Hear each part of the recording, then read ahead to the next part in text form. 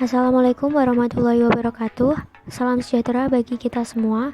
Perkenalkan, kami dari kelompok 5 yang beranggotakan Fitri Aulia Rahmadinda, Oktavia Hidayatul Ilma, Satya Utami Ayudianti.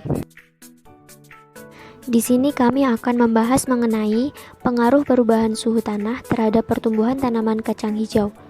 Dalam pertumbuhan dan perkembangan tumbuhan, banyak sekali faktor-faktor luar yang mempengaruhi. Salah satunya adalah suhu. Suhu itu berpengaruh terhadap fisiologi tumbuhan. Antara lain, mempengaruhi kinerja dari enzim. Setiap tumbuhan itu memiliki suhu minimum, suhu optimum, dan suhu maksimumnya tersendiri. Umumnya itu tumbuhan menyesuaikan diri dengan suhu lingkungan alaminya. Tujuan kegiatan yang pertama adalah untuk mengetahui pengaruh dari perubahan suhu terhadap perubahan tanaman kacang hijau. Lalu, untuk mengetahui berbagai macam reaksi pertumbuhan tanaman kacang hijau pada suhu minimum, suhu optimum, dan suhu maksimum. Selanjutnya adalah manfaat kegiatan, yaitu untuk menambah wawasan dan pengetahuan bagi peneliti tentang pengaruh perubahan suhu tanah terhadap pertumbuhan tanaman kacang hijau, dan memberikan informasi kepada pembaca tentang pengaruh perubahan suhu tanah terhadap pertumbuhan tanaman kacang hijau. Selanjutnya, alat yang perlu disiapkan yaitu polybag atau alternatif botol plastik atau plastik bekas 12 buah, pisau cutter, gunting, tanah secukupnya, dan termometer. Bahan-bahan yang perlu disiapkan adalah biji kacang hijau, air keran, air dengan suhu 28 derajat Celcius dan 40 derajat Celcius, dan air es.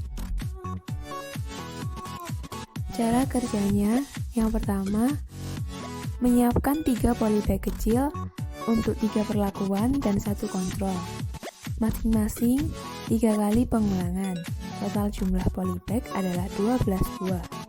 Yang kedua, tiap polybag diisi dengan tanah yang sama takarannya. Yang ketiga, masukkan 3 biji kacang hijau pada masing-masing polybag. Polybag 1, P1 diletakkan pada suhu lingkungan dan disiram dengan air keran suhu kamar. Polybag 2, P2 diletakkan di bawah panas matahari dan disiram dengan air bersuhu 40 derajat Celcius atau suhu maksimum.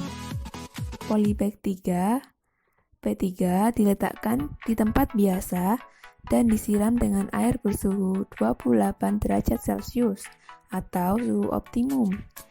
Polybag 4, P4 diletakkan di tempat teduh dan disiram dengan air es atau suhu minimum. Yang keempat, siram setiap hari sesuai perlakuan selama 1 minggu. Yang terakhir, ukurlah ketinggian tanaman pada tiap perlakuan setiap hari selama 1 minggu. Hasil penelitian. Pada hari yang pertama, pada tanah dengan suhu kamar, belum terjadi pertumbuhan. Pada suhu maksimum, tumbuh hingga 0,3 cm. Pada suhu minimum, tumbuh hingga 0,1 cm. Dan suhu optimum, tumbuh hingga 0,5 cm. Pada hari yang kedua, pada suhu kamar, tumbuh hingga 7,3 cm. Pada suhu maksimum, tumbuh hingga 4,2 cm. Pada suhu minimum, tumbuh hingga 5,6 cm. Dan pada suhu optimum, tumbuh hingga 3 cm. Kemudian pada hari yang ketiga, tidak dilakukan pengamatan. Pada hari yang keempat, pada tanah dengan suhu kamar, tinggi tumbuhan bertambah hingga 15,1 cm. Pada suhu maksimum bertambah hingga 7 cm. Pada suhu minimum tumbuh hingga 11,3 cm. Pada suhu optimum tumbuh hingga 8 cm. Kemudian pada hari yang kelima, pada tanah dengan suhu kamar tumbuh hingga 21,4 cm.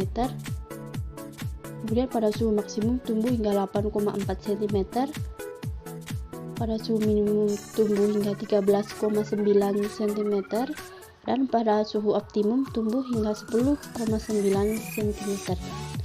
Pada hari yang ke-6, pada tanah dengan suhu kamar tumbuh hingga 21,6 cm, pada suhu maksimum tumbuh hingga 8,6 cm, dan pada suhu minimum tumbuh hingga 14,5 cm. Pada suhu optimum tumbuh hingga 11,8 cm. Pada hari yang ke-7, pada tanah dengan suhu kamar tumbuh hingga 22,5 cm, pada suhu maksimum tumbuh hingga 10,5 cm, pada suhu minimum tumbuh hingga 17,1 cm, dan pada suhu optimum tumbuh hingga 13,2 cm. Kesimpulannya adalah pada suhu kamar kecepatan pertumbuhan tanaman paling tinggi. Pada suhu optimum, tanaman tumbuh sangat subur dengan tinggi yang sedang. Pada suhu minimum, tanaman tumbuh dengan tinggi yang sedikit lebih tinggi dari yang bersuhu optimum. Pada suhu maksimum, tanaman tumbuh dengan keadaan yang tidak terlalu subur dan tinggi yang paling rendah. Ini adalah gambar dokumentasi penelitian pertumbuhan kacang hijau dengan suhu yang berbeda.